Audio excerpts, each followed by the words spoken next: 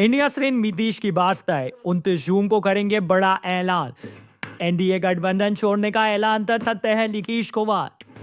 दिल्ली से लेकर पटना तक राजनीतिक हलचल तेज। क्या नीतीश कुमार एक बार फिर पाला बदलने वाले हैं? पटना से लेकर दिल्ली तक जो संकेत मिल रहे हैं उसमें साफ है कि नीतीश के मन में पलटी मारने का विचार चल रहा है। इंडिया गठबंधन के वो संपर्क में है, ये बात पार्टी के राष्ट्रीय महासचिव केसी त्यागी ही मीडिया के सामने कबूल कर चुके हैं। उन्होंने दावा किया था कि इंडिया से नीतीश के लिए बड़ा ऑफर आया है। तो दूसरी तरफ तेजस्वी और लालू यादव के साथ भी नीतीश के पैचअप होने की खबरें आने लगी हैं। तभी उन्होंने विमान में तेजस्वी को, जो पीछे की सीट पर बैठे थे, अपने बगल में बैठाया और उनसे बातचीत की।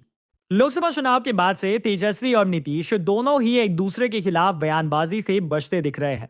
नीतीश के तेवर इंडिया को लेकर नरम पड़ गए हैं, तो कांग्रेस अध्यक्ष मल्लिकार्जुन खड़गे ने भी नीतीश को लेकर साफ कर दिया है कि नीतीश के लिए इंडिया की खिड़की दरवाजे खुले हुए हैं। खिड़की तो नीतीश कुमार ने भी खोल दी है, बस दरवाजा खुलना बाकी है और नीतीश पलटी मारकर एनडीए से इंडिया में आ जाएंगे। और इस बात के संकेत लगातार मिल रहे हैं। दरअसल जिस दिन से नरेंद्र मोदी ने पीएम पद की शपथ ली और साथ में मंत्रियों को शपथ दिलाई गई, उसी दिन से जेडीयू और बीजेपी के बीच में दूरियां दिखाई देने लगी हैं।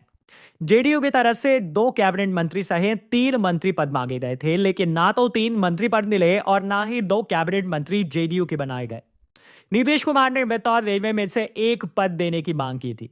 रेलवे नीतीश कुमार खुद संभाल चुके हैं, तो बिहार की आर्थिक सहायता के लिए वित्त मंत्रालय पर जेडीयू की नजर थी। लेकिन नरेंद्र मोदी ने रेलवे और वित्त तो दूर, टॉप 10 मंत्रालय जिनका सबसे ज्यादा बजट है, उनमें से एक भी जेडीयू को नहीं दिया। सभी बीजेपी के सांसदों के बीच में ये बातभेद है। इसके बाद से ही नीतीश की नाराजगी की खबरें आने लगी थी और अब संसद के विशेष सत्र से बीच में ही अचानक ही नीतीश कुमार ने 29 जून को दिल्ली में जेडीयू की राष्ट्रीय कार्यकारिणी की बैठक बुला ली है। और दावा किया जा रहा है कि इस बैठक में नीतीश कुमार कोई बहुत बड़ा फैसला करने वाले हैं। जिस समय ये बैठक चल रही होगी उस दौरान दिल्ली में सभी राजनीतिक दलों के दिग्गजों का जमावड़ा भी होगा, क्योंकि संसद का सत्र चल रहा होगा। जेडीयू के सभी सांसद मौजूद रहेंगे। ऐसे में अगर नीतीश कुमार पलटी मारते हैं या इस तरह का कोई संकेत देते हैं, तो जेडीयू के सांसदों को एकजुट बनाए रखा जाएगा। वैसे भी नीतीश कुमार के बारे में कहा जाता है कि वो जो भी फैसला लेते हैं उसकी खबर किसी को नहीं लगने देते। इसलिए नीतीश ने जो भी कदम उठाया वो कभी फेल नहीं हुआ। वो अब तक 5 बार पलटी मार चुके हैं, लेकिन उनकी पार्टी के सांसद और विधायकों में कोई भी दल सेंधमारी नहीं कर पाया। दरअसल 6 महीने पहले भी नीतीश कुमार ने दिल्ली में पार्टी की राष्ट्रीय कार्यकारिणी बैठक बुलाई थी।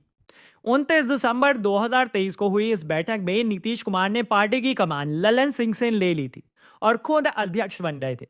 उस समय नीतीश कुमार इंडिया गठबंधन के साथ थे।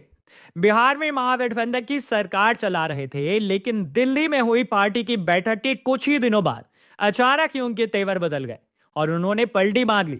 इंडिया गठबंधन को छोड़कर एनडीए में चले गए और बिहार में भी एनडीए के साथ सरकार बना ली। लेकिन अब लोकसभा चुनावों के बाद बीजेपी के दबाव की रणनीति से जेडीयू परेशान दिखाई दे रही है, जिसके बाद ये कहा जा रहा है कि नीतीश कुमार ने एनडीए छोड़ने का मन बना लिया है।